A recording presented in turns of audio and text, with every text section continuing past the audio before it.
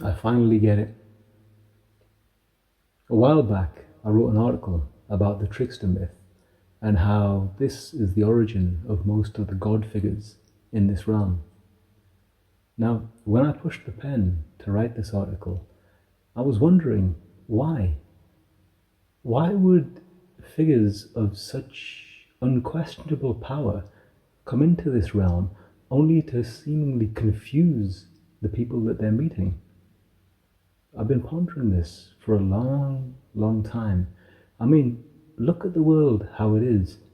If you could describe people's inner realms with one word, then surely confusion would be it. Now, there's another step beyond this, because once you accept that confusion and stop fighting it, then you can start generating coherence. Coherence comes by spotting patterns, links, using your intuition, imagination, those kind of things. You know, the stuff that ran wild and free when you were a child, before they hammered in 2 decades of sit still, look ahead programming. After this, you get clarity, and it genuinely feels that that is where I am, and I now get that enigmatic smile of enlightenment. I get why so many people who have came before me have classed this all as a huge cosmic joke. I mean, I spoke to a lot of people who take like mind-altering substances because I get there sober, so it's nice to compare views beyond the standard accepted range of decoding. And a lot of them, if not all, have said that there was a point, probably in their first trip, where they just started laughing uncontrollably. They couldn't say why, but something within them like intuitively grokked the entire sketch, and it truly is the only sane response to all of this. I mean, look, let me run it by you real quick, right? What I think. I think that we're inside an immense game that we play using our souls as credits. Now, in this modern age, something as nebulous as a soul is thrown to the side and people don't believe in it. But let me give you a scientific redressing of it. I believe that what we call the soul is actually the primacy of consciousness. Now, this thing that everyone's arguing about and starting wars, calling gods, is them. You are God, because that God is consciousness. That's what you use to think. That's what within they build this whole edifice of John of House Smith and all of the rest of the things that you believe and accept. And that's the illusion. That is what one must transcend. For example, I was talking to some Buddhists and how I said to them that their entire faith has been completely flipped, and it's almost a total inversion of what actually Buddha said and did. I mean, the man himself, his last words to this realm were worship nothing. And when I went to visit these dudes in their temple, the first thing they did was they said, with folded hands I turn to thee. And I was like, you know what I mean? Jazz music stopped. And I'm like, hang on a second. Your man told you not to do this. Why are you deifying him? Why are you defying his request? And they had no answer beyond, we should do it as a mark of respect, nothing more, nothing less. And I said, yeah, but he told you himself, look, I put my pants on like one leg at a time, and everything I've done, you can do as well. Jesus said exactly the same thing. And now, finally, it's all starting to make sense. I mean, initially I called this the path of power. And I think maybe some point last year I made a post called, much like Jon Snow, I know nothing. And that's when it shifted to the way of wisdom. Now, that state of awareness was like going, imagine if you were a sentient snowman. You would be scared to death of melting, but that's only because your ignorance refuses to accept the fact that you came from water that was once flowing. Now imagine you shine your own sun of illumination upon this water, and it becomes steam, and it starts to ascend way higher than the mountain peaks. That's what the way of wisdom feels like. Where I am currently, I haven't came up with a catchy phrase for yet, but it's pretty amazing because everything makes sense. It's all so intricately balanced, yet so simple.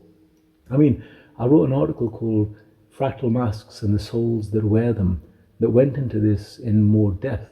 And this is what's amazing me, because everything I've wrote on my site, Will Help Out Me, has been mainly for myself. And you who are reading are just an aspect of me projected, just like I am the same for thee. And when I look back at these texts, there are things in there that I said to me which I truly didn't comprehend the resolution of.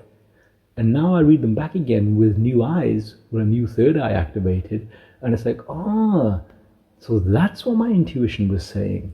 I mean, like, the topic of recursive enlightenment works like this, all right?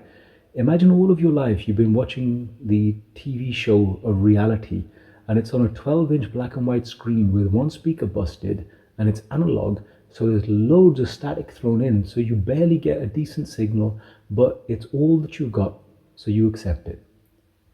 Then let's pretend that you get hit by lightning, or like I did, you die and come back again, or you do some meditation or some drugs or whatever. Whichever way you get there, I don't care, as long as you get there, beyond standard consciousness and the regular way of doing things. Then, all of a sudden, you're watching the same show of your life, but it's now 240p with stereo speakers. This was where me and the trippers fell out, because they were like, that's it, job done, cool, I'm a bodhisattva. And I'm like, well, no you ain't, because if you can't do it without chemicals. You know what I mean? I said to them, I said, look, right, if you got two dudes going and working out, and one of them is full of roids and whatnot, and he's huge, and the other dude is the same size, but he's doing it naturally, who would you actually listen to in terms of knowing what they're really talking about? Now, when I said that metaphor, their smiles turned to frowns because they didn't like what they were hearing. And I didn't mean it as a diss, because it was a genuine question. Because my thing is these substances can only activate what's already inside us anyway, because they're endogenous. I mean, if you look at the endocannabinoid system and anandamide, it's a chemical that is very similar to THC, but it has a much shorter half-life, and it can only be maintained when you're in the right frame of awareness. Ergo, you smoking a spliff is like getting a lift to a place that you like, but you don't know how to walk there on foot. Now, what if life is simply just a preparation for death, and death is the ultimate illusion because we're actually immortals wearing flesh? How's that for a camera trick? How many times do you think people have gone around and around and around on this circle with this whole wheel of time without comprehending that without them, none of this exists, because they're the prime mover and shaker. In science, this is what you call the observer effect. So, the very act of you looking at something changes it. I mean, if you really want to make it extra metaphysic, right?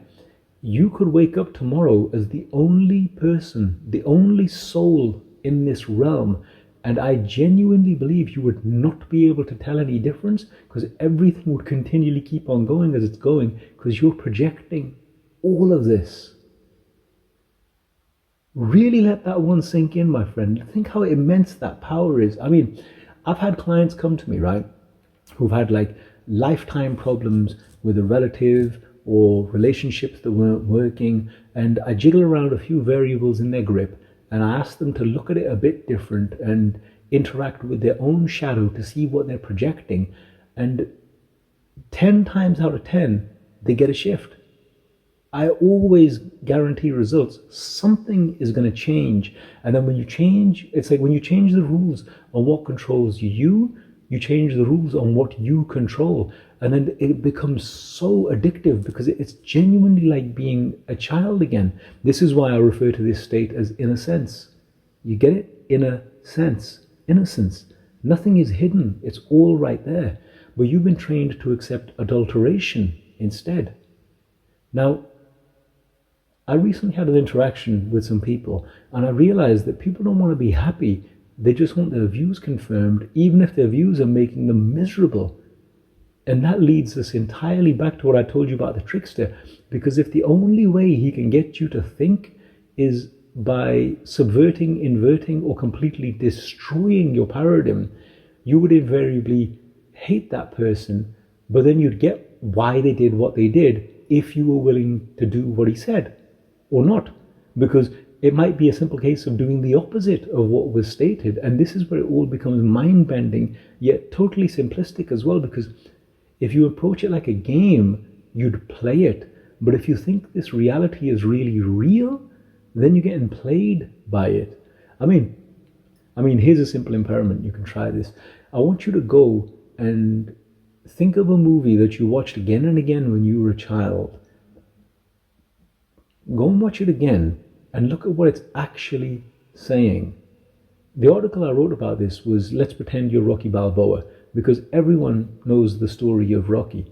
But the question is this, my friend, if I could click my fingers and make that life yours, would you truly want to live it?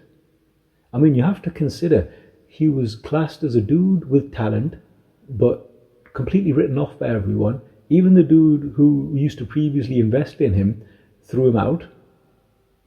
People thought he was dumb. And then when he had an opportunity, he refused to accept it.